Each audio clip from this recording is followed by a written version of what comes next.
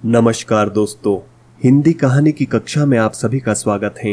लीजिए सुनिए मुंशी प्रेमचंद की लिखी कहानी निर्वासन। इस कहानी के मुख्य पात्र हैं पति परशुराम और उनकी पत्नी मर्यादा। परशुराम, वहीं दालान में ठहरो। मर्यादा, क्यों? क्या मुझ में कुछ छूत लग गई? परशुराम, पहले ये बताओ, तुम इतने दिनों से कहाँ रही, किसके साथ रही, किस तरह रही और फिर यहाँ किसके साथ आई, तब देखी जाएगी। मर्यादा, क्या इन बातों को पूछने का यही वक्त है? फिर अवसर न मिलेगा। परशुराम, हाँ यही वक्त है। तुम स्नान करके नदी से तो मेरे साथ ही निकली थी, मेरे पीछे पीछे कुछ देर आई, मैं भी पीछे फिर फिर कर तुम्हें देखता जाता था, फिर एकाएक तुम कहाँ गायब हो गई? मर्यादा, तुमने देखा नहीं, नागा साधुओं का एक दल सामने से आ गया, सब आदमी इधर उधर दौड़ने लगे, मैं भी धक्के में पड़कर जाने किधर चली गई। जरा भीड़ कम हुई तो तुम्हें ढूंढने लगी, बासु का नाम ले लेकर पुकारने लगी, पर तुम न दिखाई दिए। परशुराम, अच्छा तब? मर्यादा, तब मैं एक किनारे बैठ कर रोने लगी, कुछ सूझ ही न पड़ता कि कहाँ जाऊं, किससे कहूं, आदमियों से डर लगता था, संध्या तक वहीं बैठी रोती रही। परशुराम, इतना तूल क्यों देती हो, वहां से फिर कहाँ गई? मर्यादा, संध्या को एक युवक ने आकर मुझसे पूछा, तुम्हारे घर के लोग कहीं खो तो नहीं गए हैं? मैंने कहा हाँ। तब उसने तुम्हारा नाम पता ठिकाना पूछा, उसने सब एक किताब पर लिख लिया और मुझसे बोला, मेरे साथ आओ, मैं तुम्हें तुम्हारे घर भेज दूंगा।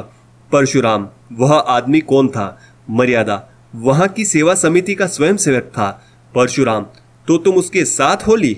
मर्यादा, और क्या करती, वह मुझे समिति के कार्यालय में ले गया, वहां एक शामियाने में एक लंबी दाढ़ी वाला मनुष्य बैठा हुआ कुछ लिख रहा था, वही उन सेवकों का अध्यक्ष था, और भी कितने ही सेवक वहां खड़े थे। उसने मेरा पता ठिकाना रजिस्टर में लिखकर मुझे एक अलग शामियाने में भेज दिया, जहां और भी कितनी खोई हुई स्त्रियां बैठी हुई थी। परशुराम, तुमने उसी वक्त अध्यक्ष से क्यों न कहा कि मुझे पहुंचा दीजिए? मर्यादा, मैंने एक बार नहीं सैकड़ों बार कहा, लेकिन वह यह कहते रहे, जब तक मेला खत्म न हो जाए और सब खोई हुई स्त्रियां एकत्र न हो जाए, मैं भेजने का प्रबंध नहीं कर सकता। मेरे पास न इतने आदमी हैं, न इतना धन। परशुराम, धन की तुम्हें क्या कमी थी? कोई एक सोने की चीज बेच देती तो काफी रुपए मिल जाते थे। मर्यादा, आदमी तो नहीं थे। परशुराम, तुमने ये कहा कि खर्च की कुछ चिंता न कीजिए, तुमने ये कहा था कि खर्च की कुछ चिंता न कीजिए, मैं अपने गहने बेचकर अदा कर दूंगी।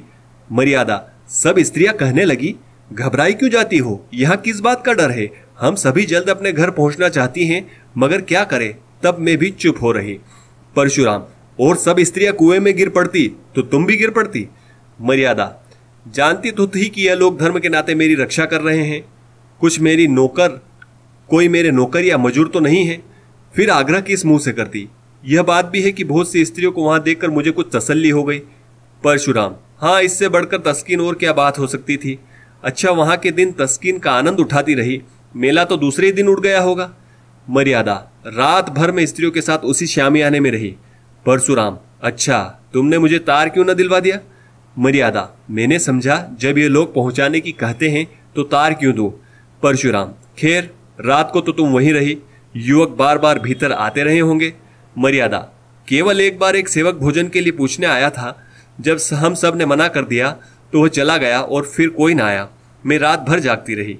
परशुराम, यह मैं कभी न मानूंगा कि इतने युवक वहां थे और कोई अंदर न गया होगा, समिति के युवक आकाश के देवता नहीं होते हैं, खैर वह दाढ़ी वाला अध्यक्ष तो जरूर ही देखभाल करने गया होगा।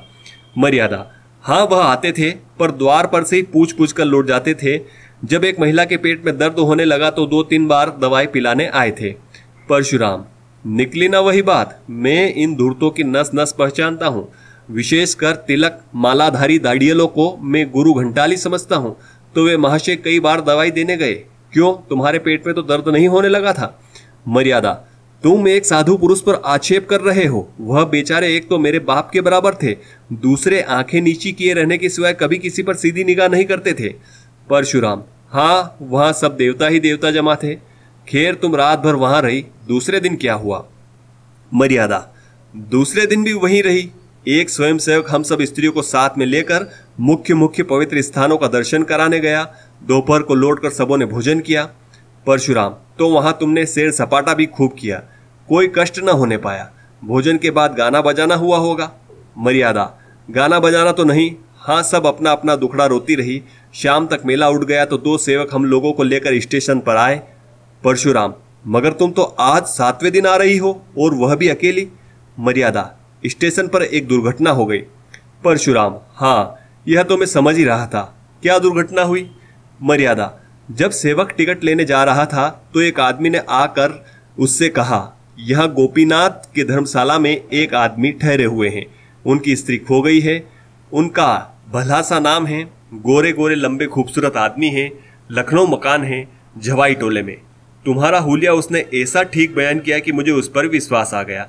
मैं सामने आकर बोली, तुम बाबूजी को जानते हो? वह हंसकर बोला, जानता नहीं हो तो तुम्हें तलाश क्यों करता फिरता? तुम्हारा बच्चा रो रो कर बुरा हो रहा है। सब औरतें कहने लगी, चली जाओ, तुम्हारे स्वामी घबरा रहे होंगे। स्वयं सेवक ने उससे 2-4 बातें पूछकर मुझे उसके साथ कर दिया। मुझे क्या मालूम था कि मैं किसी नर पिशाच के हाथों पड़ी जाती हूँ। दिल में खुश थी कि अब बासु को देखूंगी, तुम्हारे दर्शन करूंगी। शायद इसी उत्सुकता ने मुझे असावधान कर दिया। परशुराम, तो तुम उस आदमी के साथ चल दी, वह कौन था? मर्यादा, क्या बतलाऊं कौन था? मैं तो समझती हूँ कोई दलाल था। परशुराम, तुम्हें यह न सूझी कि उससे कहती, जाकर बाबूजी को भेज दो। मर्यादा, संकट के समय में मेरी बुद्धि भ्रष्ट हो गई। परशुराम, कोई आ रहा है। मर्यादा, मैं गुसलखाने में छिपी जाती हूँ। परशुराम, आओ भाभी, क्या अभी सोई नहीं? 10 तो बज गए होंगे। भाभी, वासुदेव को देखने को जी चाहता था भैया, क्या सो गया? परशुराम, हाँ, वह तो अभी रोते रोते सो गया। भाभी, कुछ मर्यादा का पता मिला? अब पता मिले तो भी तुम्हारे किस काम की? घर से निकली स्त्रियां थान से छुटी हुई घोड़ी है जिसका कुछ भरोसा नहीं। परशुराम, कहां से कहां लेकर मैं उसे नहाने लगा। भाभी, होनहार है भैया, होनहार। अच्छा, तो मैं सो जाती हूँ। मर्यादा बाहर आकर, होनहार नहीं हूं, तुम्हारी चाल है। वासुदेव को प्यार करने के बहाने तुम इस घर पर अधिकार जमाना चाहती हो। परशुराम, बको मत, वह दलाल तुम्हें कहां ले गया? मर्यादा, स्वामी यह न पूछिए, मुझे कहते लाज आती है। परशुराम, यहाँ आते तो और भी लाज आनी चाहिए थी। मर्यादा, मैं परमात्मा को साक्षी करके कहती हूँ कि मैंने उसे अपना एक अंग भी स्पर्श नहीं करने दिया। परशुराम, उसका हुलिया बयान कर सकती हो? मर्यादा, सांवला सा छोटे डिलडोल का आदमी था, नीचा कुर्ता पहने हुए था। परशुराम, गले में ताबीज भी थी? मर्यादा, हाँ थी तो। परशुराम, वह धर्मशाले का मेहतर था, मैंने उसे तुम्हारे गुम हो जाने की चर्चा की थी, वह उस दुष्ट ने उसका स्वांग रचा। मर्यादा, मुझे तो वह कोई ब्राह्मण मालूम होता था। परशुराम, नहीं, मेहतर था, वह तुम्हें अपने घर ले गया। मर्यादा, हाँ, उसने मुझे तांगे पर बैठाया और एक तंग गली में एक छोटे से मकान के अंदर ले जाकर बोला, तुम यहीं बैठो, तुम्हारे बाबूजी यहीं आएंगे।